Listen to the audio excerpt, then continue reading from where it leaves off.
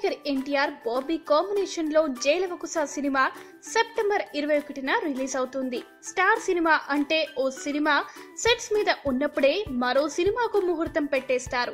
Janata garage తర్వాత కొద్దిపాటి time gap తీసుకున్న తారక్ ఈసారి మాత్రం అసలు టైం వేస్ట్ చేయకూడదని ఫిక్స్ అయ్యాడు. అందుకే కొరటాల శివతో సినిమా ముహూర్తం కూడా పెట్టేశాడు.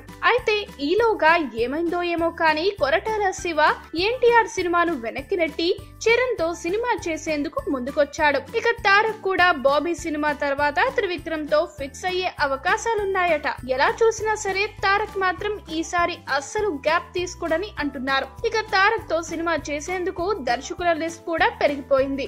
జైలవకుశ తర్వాత తారక్ త్రివిక్రమ్ తో కానీ రాజమౌళితో కానీ సినిమా చేయొచ్చని టాక్. ఈ మధ్యనే సుకుమార్ కూడా ఎన్టీఆర్ కు ఓ కథ వినిపించాడట.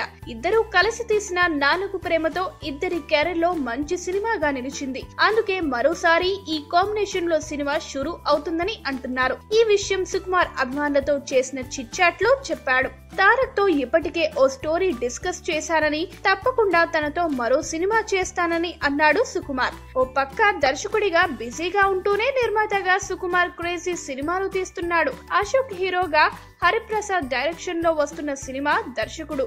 ఆగస్టు 4న రిలీజ్ అవుతున్న ఈ సినిమా ప్రేక్షకులకు ఎలాంటి అనుభూతిని ఇస్తుందో చూడాలి. ఈ వీడియో గనుక మీకు నచ్చినట్టయితే లైక్ చేయండి, షేర్ చేయండి, సబ్స్క్రైబ్ చేసుకోండి.